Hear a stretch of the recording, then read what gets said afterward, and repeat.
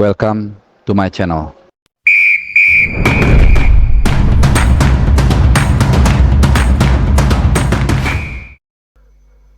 Salam sehat, selamat hari Rabu teman-teman semua. Masih dalam suasana euforia, masih juga dalam suasana yang gembira setelah tim kebanggaan kita, Timnas Indonesia berhasil memastikan lolos ke round 3 atau putaran ketiga kualifikasi Piala Dunia 2026 yang nanti akan diselenggarakan di 3 negara sekaligus, Amerika Serikat, Meksiko, dan juga Kanada. Nah, tapi road to USA, Kanada, dan Meksiko masih panjang. Kita menatap dulu tahapan yang masih paling dekat, yaitu drawing. Tentunya dari sini nanti kita akan tahu siapa lawan-lawan kita, seperti apa lawan-lawan kita, dan kapan tentunya kita akan mulai bertarung. Jadi sebelum nanti kita bicara ke teknis, gue ingin memberikan dulu informasi ya terkait dengan drawing ini yang mungkin atau penting gue rasa untuk kita ketahui semua. Pertama, drawing akan dilakukan di Kuala Lumpur, tepatnya di Hotel Mandarin Oriental, tanggal 27 Juni. 27 Juni itu hari Kamis. Nah, catat tanggalnya nih, Kamis 27 Juni. Jamnya juga catat, yaitu 14.00 waktu Indonesia Barat. Ya, ini info satu karena gue dapat langsung jawaban dari AFC. Dan seperti yang gue mungkin sudah utarakan di kesempatan sebelumnya, channel Bung Harpa, channel kesayangan kalian ini akan hadir langsung ke sana. Dan yang datang biasanya pasti atau kemungkinan besar adalah head coach. Ya, biasanya pemain gak datang, hampir gak datang. Mungkin Pak Erick Thohir datang juga, kita nggak tahu. Yang pasti head coach akan datang ke sana untuk mengikuti undian tersebut ya. Itu yang pertama. Dan yang kedua, periodenya kapan? Periode pertarungannya round ketiga nanti, yaitu mulai 5 September 2024 sampai dengan 10 Juni 2025. Jadi kurang lebih ya mungkin 10 bulan ya. Dan itu dalam 5 batch. Jadi kan ada 10 pertandingan nanti. Jadi satu international break 2 pertandingan, satu international break 2 pertandingan, satu international break 2 pertandingan, sampai nanti di batch terakhir itu 5 Juni 2025 dan juga 10 Juni 2025 gitu ya. Oke. Itu tadi informasi awal yang penting kita ketahui supaya kita ada timelinenya dulu. Yang kedua adalah soal tim-tim yang sudah memastikan lolos. Nah, gua akan ulang sekali lagi.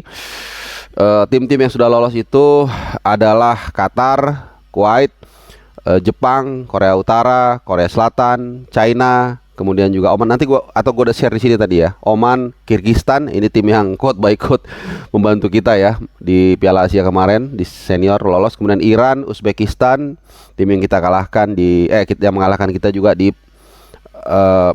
semifinal di Piala Asia U23. Kemudian Irak, Indonesia sendiri tentunya ya. Jordan, Saudi Arabia, UEA, Bahrain, Australia, dan juga Palestina. Nah, kita menjadi satu-satunya wakil dari ASEAN. Ya, kalau kita lihat, sementara dari Timur Tengah ada banyak, atau Asia Barat ada Qatar, Kuwait, ada Oman, ada Iran, ada Irak, ada Jordan, Saudi Arabia, Uni Emirat Arab, dan Palestina dan Bahrain. Ada 10 tim dari Asia Barat. Sementara dari Asia apa itu hitungannya? Asia Tengah mungkin ya, atau Asia Utara. Hanya ada Uzbekistan, diwakilkan oleh Uzbekistan.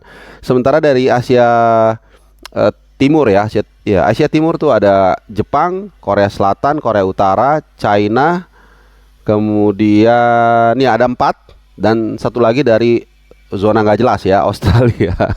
Dan ada 4 tim dari negara Jazirah Arab yang benderanya sama atau mirip. Mirip. Jordan, Palestina, Uni Emirat Arab, dan juga Kuwait. Nah, itu sekedar gambaran. Dari tim Asia Utara ada 2 ya, Kyrgyzstan dan juga Uzbekistan gitu ya. Oke. Seperti yang gue juga sempat singgung, kalau kalian mengikuti setia channel ini, dari total seluruh tim yang lolos ke fase ketiga, jadi ada 18 tim ya total. Itu Indonesia itu tadinya sebelum Kuwait lolos itu adalah tim dengan urutan paling buncit ya. Kalau belum berubah, kita ikutin dari peringkat sebelum kualifikasi kemarin aja ya. Itu Indonesia peringkat 134. Nah, Kuwait itu 139. Nah, itu yang paling bawah itu dari 18 tim itu adalah Kuwait 139.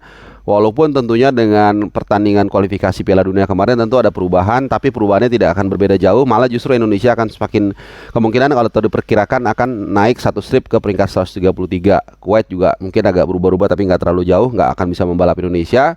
Dan ini adalah ada konsekuensinya. Jadi kalau ada yang sering dirilis ranking FIFA terus dengan cepat jempolnya itu ngetik, ya elah emang ngaruh apa gitu. Iya ada ngaruhnya. Nah ini dia. Jadi dalam respon sesuatu itu harus komprehensif dulu bahasa kerennya, atau holistik lebih kerennya lagi. Jadi lihat dulu sudut pandangnya, apa ada pengaruhnya. Kalau nggak ngerti tanya, jangan langsung berkesimpulan, wah ini nggak ada ngaruhnya nih. Ya belum lagi nanti kalau kita bicara pemain kita yang bermain di abroad.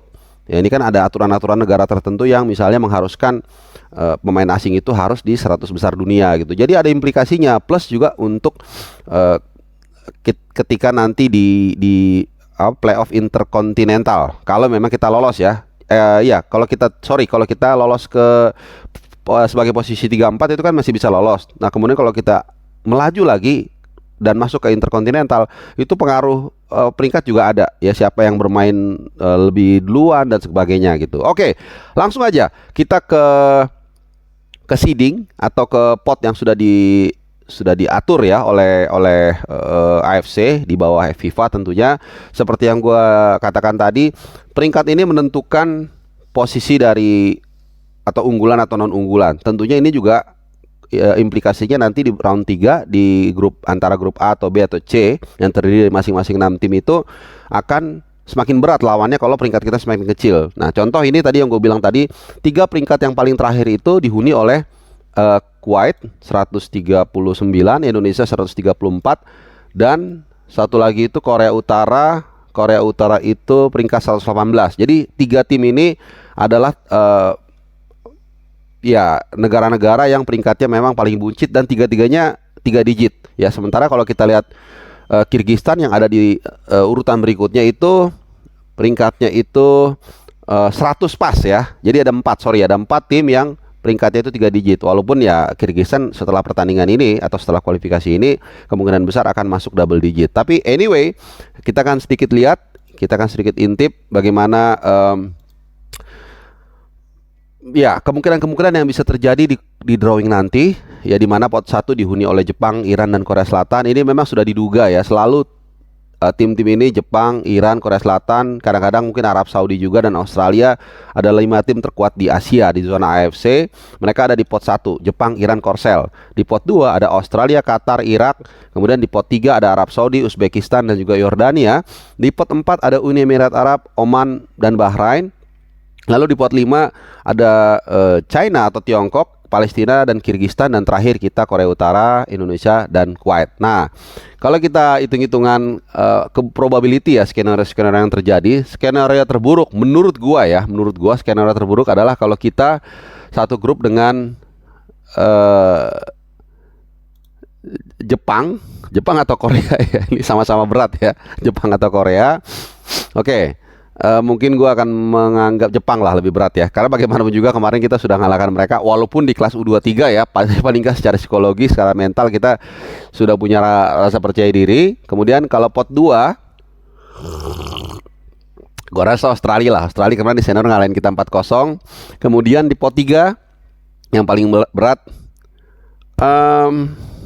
Arab Saudi atau Uzbekistan ya. Gua rasa sih Arab Saudi lah tetap ya, bagaimanapun juga mereka langganan Piala Dunia. Jadi pengalaman mental mereka lebih berbicara, walaupun Uzbekistan kita udah lihat ya. Sekarang mereka sedang growing. Dan pot 4 ini Oman ya harusnya paling berat ya. Atau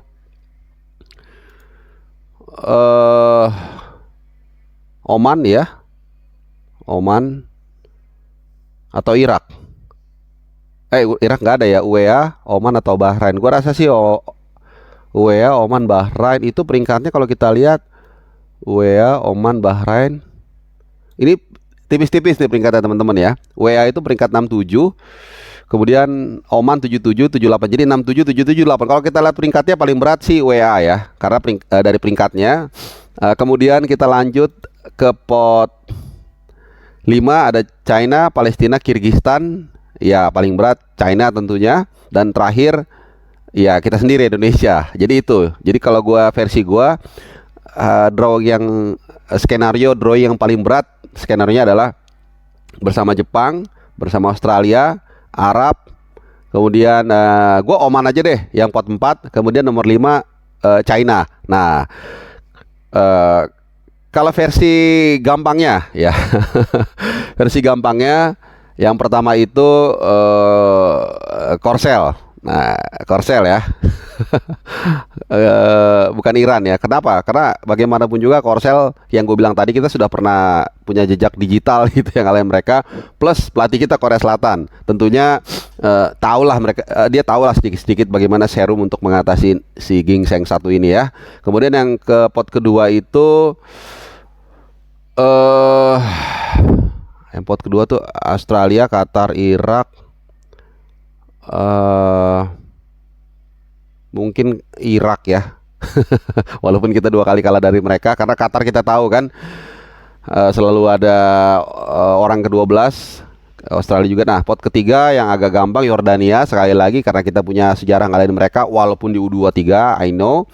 Pot 4 itu Bahrain karena secara peringkat paling rendah. Kemudian pot 5 itu antara Palestina atau Kirgistan, dan ya kita sendiri. Jadi kalau disimpulkan, skenario drawing terlemah adalah Korea Selatan, kemudian Irak, Yordania, Bahrain, dan Kirgistan. Nah, kira-kira gitu. Nah, kalian mungkin punya versi tersendiri, versi terserah kalian. Mau versi yang paling susah, versi skenario yang paling gampang. Itu kita mau lihat sambil ya sedikit kita menikmati ya rasanya punya timnas yang bagus, ikut drawing round ketiga ternyata menyenangkan. Jadi ya walaupun kalian bebas bersuara, tapi gue males tuh dengar kayak istilah yang mana aja kita siap. Iya, kita pasti siap mau nggak mau. Cuman kan ini kan kita bicara mengantisipasi kira-kira seperti apa nanti lawan-lawan kita di round ketiga. Sekali lagi, dari 3 grup tersebut nanti peringkat 1 dan 2 atau juara dan runner-up akan lolos otomatis. Jadi 6 tim akan otomatis lolos ke Piala Dunia kalau mereka posisi 1-2, 1-2, 1-2. Peringkat 3-4-nya kan ada 6 tim berarti kan, dari 3 grup itu kan 3-4, 3-4, 3-4. Itu akan kembali masuk dalam 2 grup lagi terdiri dari 3 tim. Juaranya itu nanti otomatis juga lolos ke Piala Dunia. Nah, peringkat keduanya dari grup terakhir itu akan ngadu, pemenangnya akan nanti masuk di kumpulan antar kontinental satu dunia. Agak repot jelasinnya, tapi nggak otomatis juga bertanding 1 kali lagi. Itu ada agak banyak sistemnya, nanti aja itu terlalu jauh. Jadi ya untuk sementara kita nikmati dulu, kita tunggu proses drawingnya. Dan sekali lagi gue nanti akan live report dari sana. Jadi bukan hanya mungkin kalian akan bisa lihat streamingnya ya, proses drawingnya dari AFC, streaming YouTube AFC, tapi gua akan memberikan suasananya, bagaimana tempatnya, mungkin juga ada info-info insight, info 1 ala channel Bung Harpa yang akan kalian dapatkan. Makanya jangan lupa like, subscribe, dan juga nyalakan loncengnya. Oke, terima kasih sudah menyimak, dan seperti biasa gua Bung Harpa akan mengharapkan kalian dalam keadaan sehat dan bahagia. Sampai jumpa.